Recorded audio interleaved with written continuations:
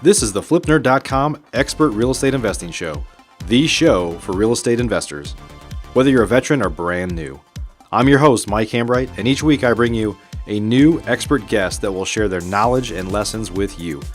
If you're excited about real estate investing, believe in personal responsibility, and taking control of your life and financial destiny, you're in the right place. Welcome to the FlipNerd.com Real Estate Investing Show.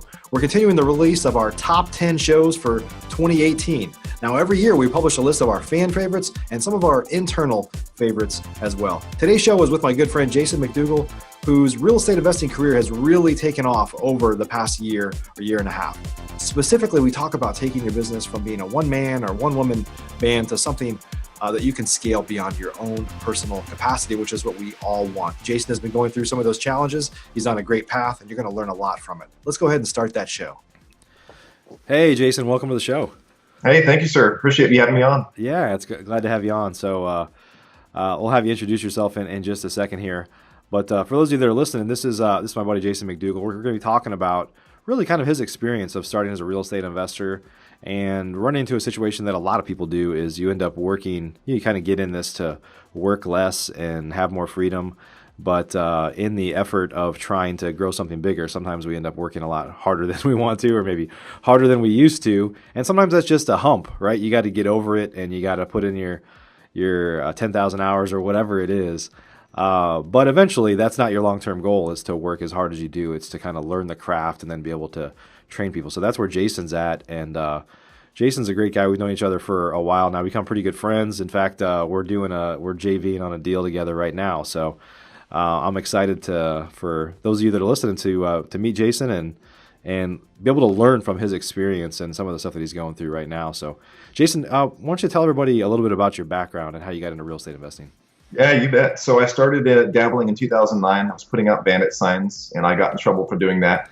So I stopped. I was like, man, real estate is not for me.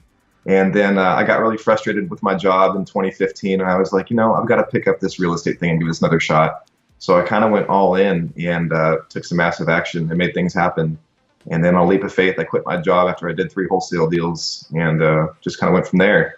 On those 3 deals, did you don't have to give specific numbers, but they were big enough for you to know that, hey, I can make a lot more money doing this? Yeah, I think I made it. Well, I don't know. I made a total of like 10 grand. And Okay. I was like, if I quit my job, I really think I can do this full time and make a living out of this. Okay. My wife was 3 months pregnant at the time. And she was Yeah. like, hey, if you think you can, go for it. Yeah. We talk about, obviously I train a lot of real estate investors and stuff. Sometimes we talk about burning the boats, but you burned the boats and your wife was pregnant and everything. So that, failure was not an option you were willing to choose, right? No, sir. Yeah, I had to. Yeah. Well, let's talk a little bit about, you've kind of gotten yourself into the situation now where you've been doing everything yourself, right? Yeah. So, at the end of the day, when you jump in like you did, you're like, hey, I'll do whatever it takes. And sometimes that means doing all the work, like sacrificing your time and time away from family, like all those things that we didn't really get in the business for, but in the journey to be successful no matter what, sometimes we end up there, right? Yeah, absolutely. Yeah. So talk about that a little bit. Like, what's going on? What are the things, just to give people some perspective, if they're new or newer looking to get started, like talk about where a lot of your time goes these days.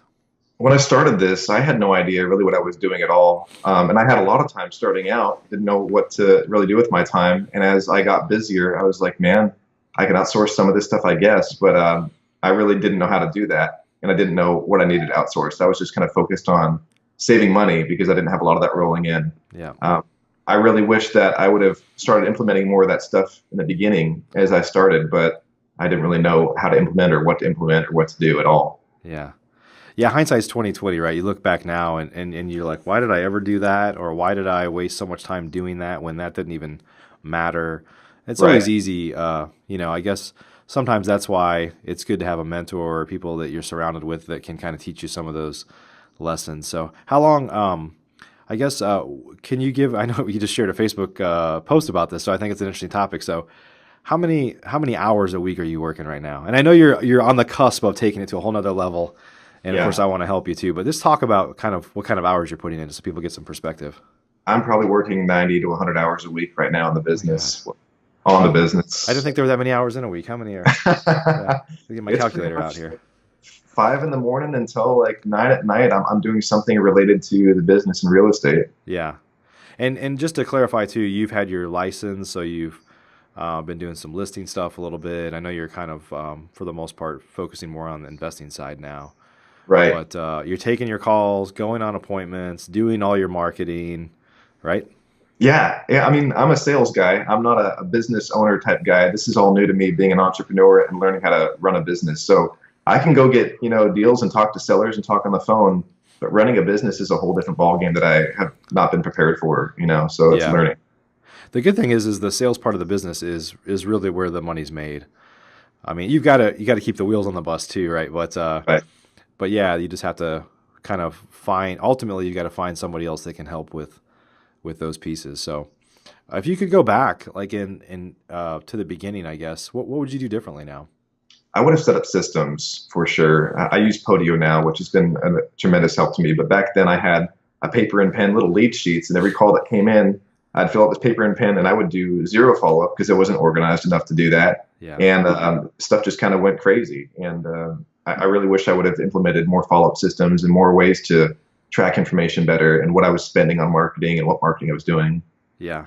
So as you kind of sit now, or the things you've been learning recently with some things that you have a hard time letting go of, and I know that's a problem a lot of us have. Is I say this, this has kind of become a cheesy cliche of mine, but I say, like, if I were to buy a McDonald's franchise, like I truly believe that nobody would be able to fry the fries as good as me because I'm just a perfectionist. I would figure it out, but that's obviously not where, as a business owner, I should be spending my time. And I think a lot of us fall into that trap because, look, we're trying to provide for our family. We're trying to, we've got a lot of responsibility on our shoulders. So what are some of the things that you're doing now that you've historically had a hard time letting go of? The things that I don't want to let go of, I think that I'm really good at, and this is probably the wrong thinking because I always think that I can do everything better than anybody else that I can hire, which is maybe true or not, I don't know. But answering the phone calls has been a big one for me, which I know I need to let go of that because it's a Yeah. huge time suck. And then going on appointments because I just feel like I've had the experience of going looking at hundreds of houses and talking to hundreds of sellers where it's really hard to train that in a short period of time. Yeah. And I might lose deals if they're not trained properly. Yeah. And what I've kind of found is I know that sometimes you do some creative things like sellers financing deals to you and some other things like that. Those are particularly hard to outsource. Like if you say, here's my formula, here's how I look to buy, here's how I evaluate repairs, you can teach people on that. But when they say, no, I can't do that, it's hard to teach somebody else with your access to your checkbook or money that you're responsible for to find a creative solution for how something else might work. Right. That makes sense. Yeah, yeah. And so basically phone calls, going on appointments, honestly, and going on appointments, if you're good at it, I know you're good at it. So that's one of the last things that you should probably give up. You got to find all the follow up and all the other tasks that take up a lot of time are probably where you should start. That's what I'm going to do. I really enjoy going on the appointments too and meeting with the sellers and stuff. So I really don't want to outsource that. And I really think I'm good at it. But Yeah. all the other administrative stuff that I'm just stuck behind a computer, that's not where my best time is spent. I need to be out talking to people is really where I'm more valuable. Yeah. So what kind of advice can you give to people? Because I can hear you talking right now and identifying what you're good at, what you're doing that you shouldn't be doing, and what you're doing that maybe you should be doing, and then what you enjoy. So talk about kind of that balance between what you're good at and what you should be doing with your time, and in the context of a way that others can learn from it as well. Yeah, I really think that there's two types of people. There's an analytical type person that's good at, sitting behind the desk and number crunching or web development, whatever that is. And then there's the people that are like extroverts that like being out and running around and maybe have ADD like I do and meeting with sellers. So I think you identify with one of those types, and whichever one you are not, you outsource the other one or hire some help or bring in some help somehow to complement your weaknesses. And Yeah. that's something I have not done, which I probably should have early on to create better success. Yeah. If you're an active real estate investor already doing deals and looking to double or triple your business, you should consider joining the Investor Fuel Real Estate Investor Mastermind. We're a small group of investors that share our best practices, tips, and tricks with one another in an effort to all win. We limit our membership to only 1 to 2 members per market, so everyone shares their knowledge, tips, and tricks openly and honestly. Our members include some buying 1 to 2 houses a month, up to some of the most respected investors and leaders in the real estate investing industry, some of which have personally done over 1,000 deals. If you'd like to be considered for our invitation-only world-class mastermind, please visit investorfuel.com to request your personal invitation. Our next meeting is coming up quickly. Go to investorfuel.com now to learn more.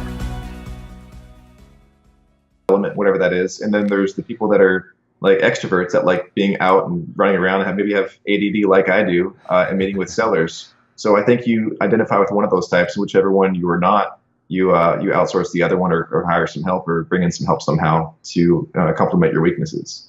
And that's something I have not done, which I probably should have early on to create better success. Yeah. And you were working, I know your wife is not that involved in the business now, but was she was more involved early on, or? She would help me, compile the mailing list and do a lot of the marketing stuff and all that. But, our little 19-month-old boy is taking up quite a bit of her time recently. We just put him in a swing anymore. He requires attention. So that's taken away from that. Did you guys, how was, because I've worked with my wife and there's lots of ups and downs. How was, any kind of guidance you can give people on working with a spouse? We've made a great team, but I think it's another sense of knowing who needs to be working on what. Yeah. Because she's always looking to me like, what do you need help with? And I'm like, well, I got it. I can handle it myself, because I just feel like it's easier for me to do it than to explain how to do it, which is totally wrong. I know that now. So that's one of the issues. So what are some of the things that I know you've got some action plans in place to start leveraging your time and finding others to help with other tasks, or maybe just stopping some tasks that just don't make sense. So talk a little bit about a transition plan of how you're going to get to the next level.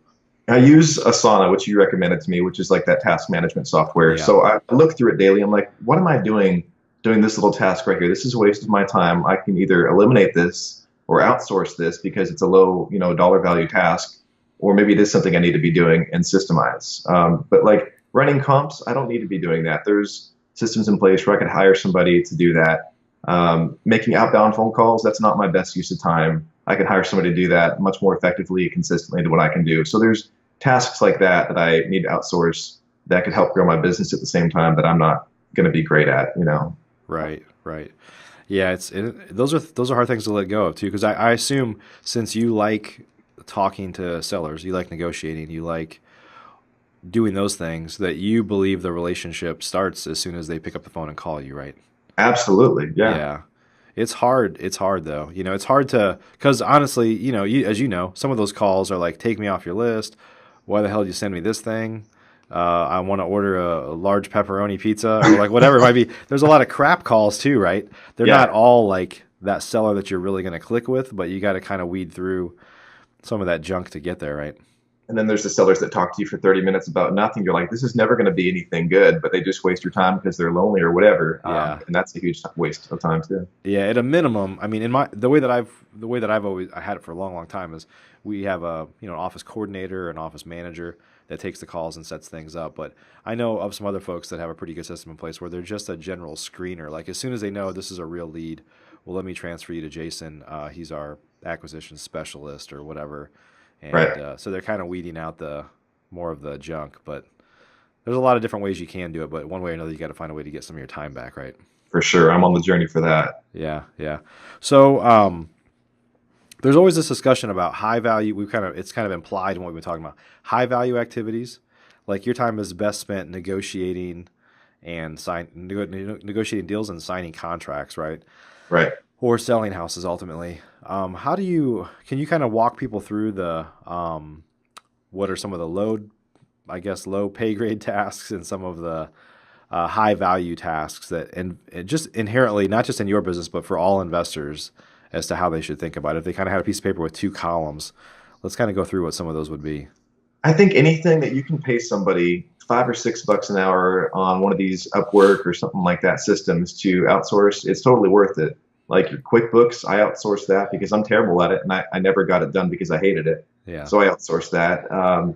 Just these small little tasks, like running comps was another one, or updating my Podio is one that I do all the time, and I'm always making follow-up calls and setting up follow-up texts.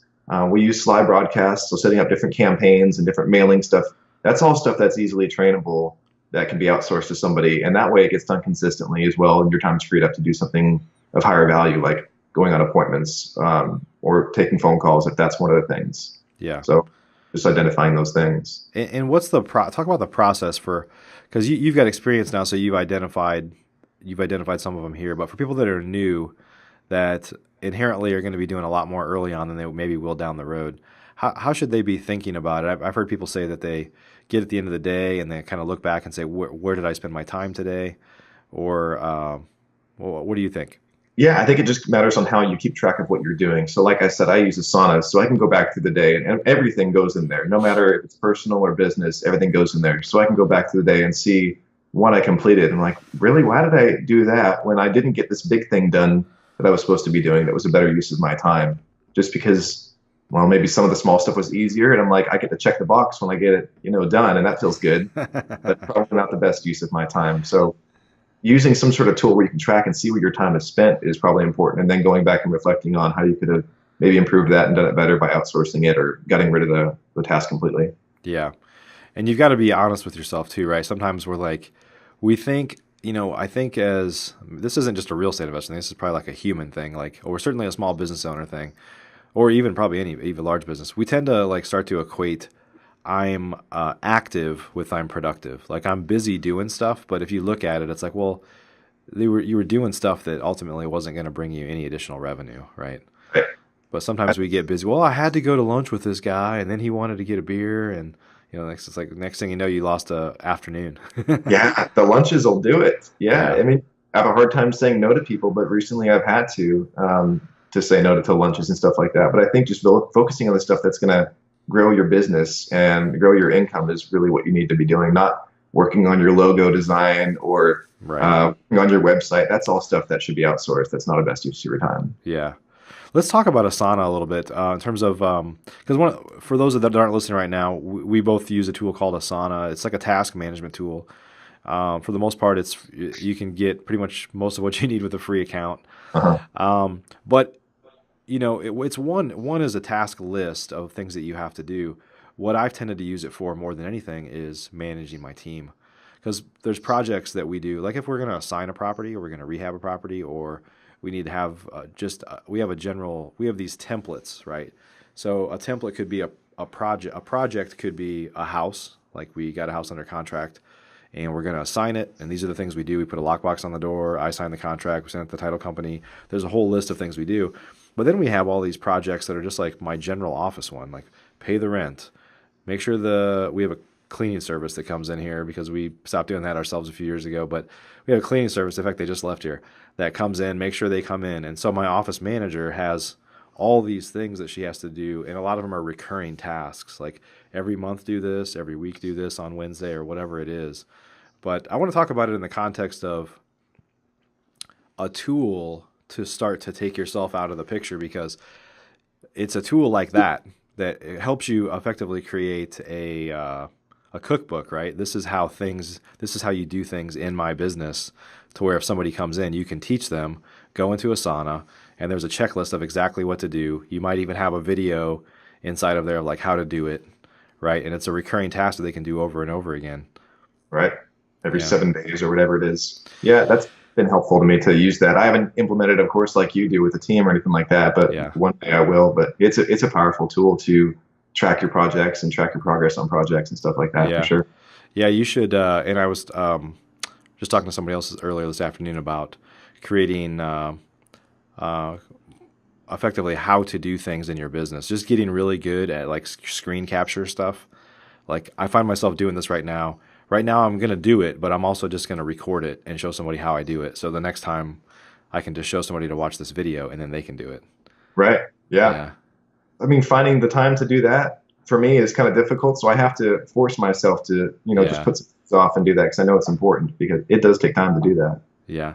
That's the problem that a lot of us have, though, is like you're like, I can do it in 5 minutes, or I can spend an hour teaching somebody how to do it, but it doesn't really like add up. You're like, let me just get it done. But of course, you're never going to get out of that situation until you take the time to do it.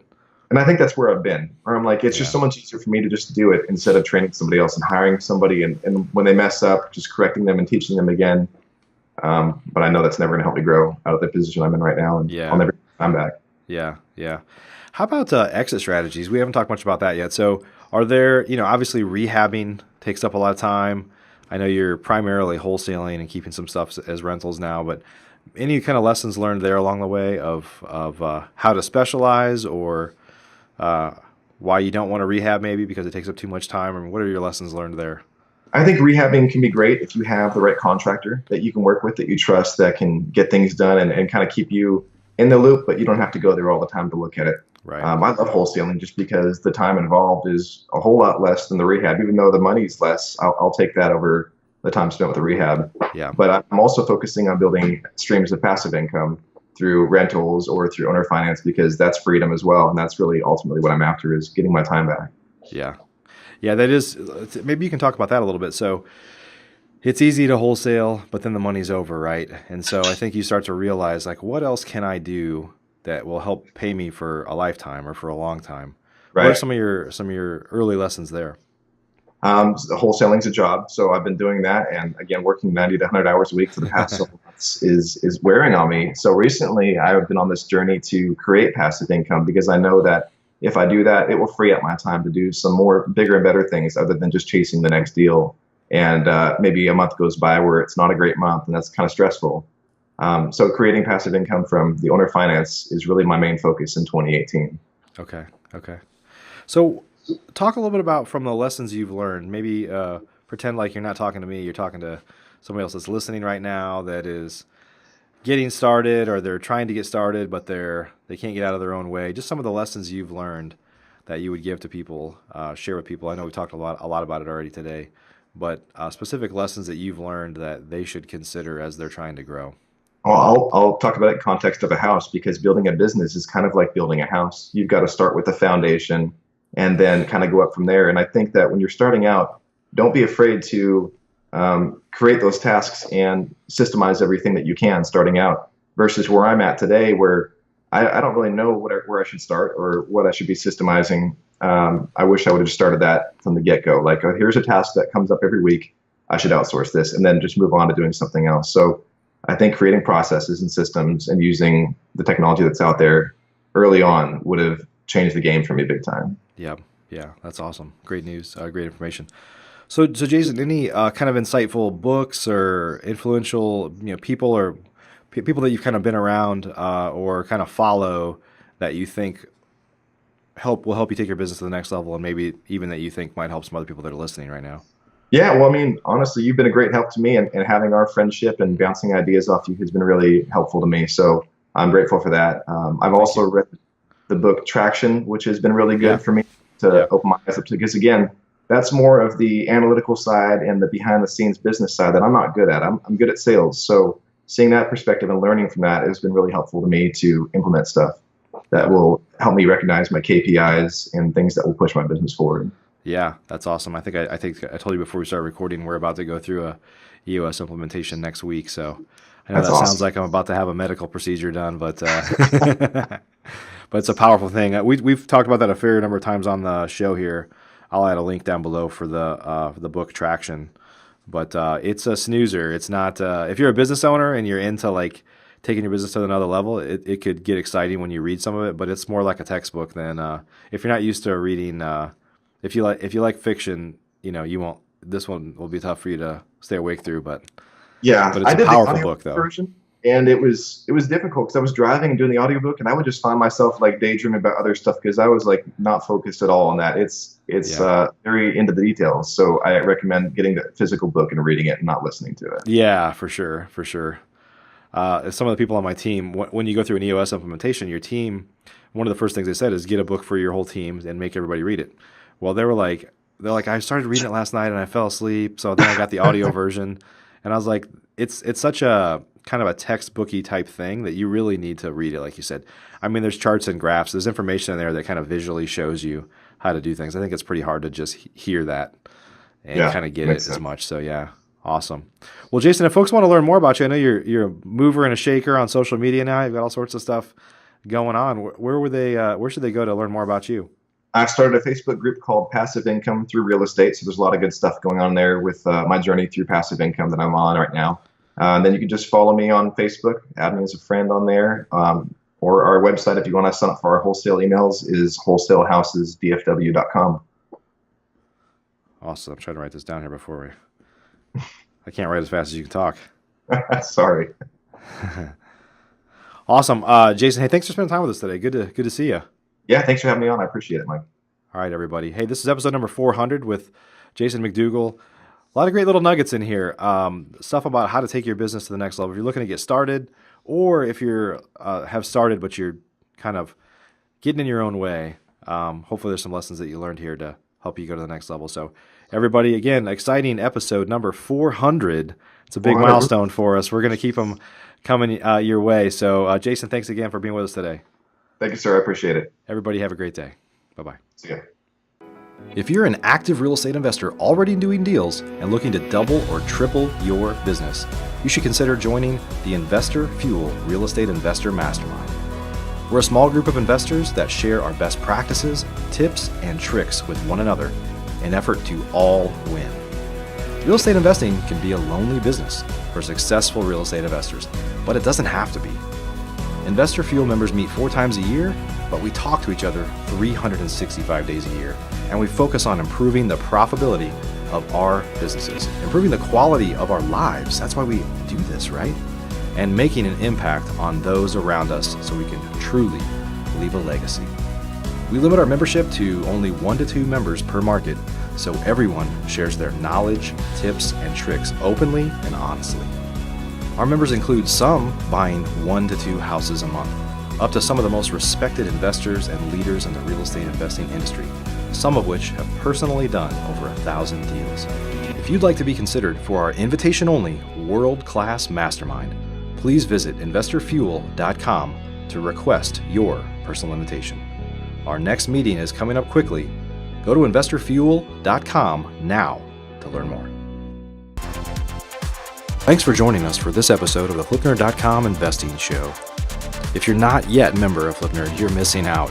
We have tons of great training, including a new detailed masterclass published each month and live training webinars with experts twice a month. Plus, you'll get access to all of our archives, where we already have a growing library of masterclasses and other training videos. Members also get membership in our incredible online mastermind group, where many of the top real estate investors from across the country, including many of the hundreds of guests I've had on the show in the past, are already members. Whether you're brand new, looking to get started, or a veteran, you simply must join today. I promise you won't be disappointed. To learn more or join today, please visit flipnerd.com. That's flipnerd.com. See you on the next show.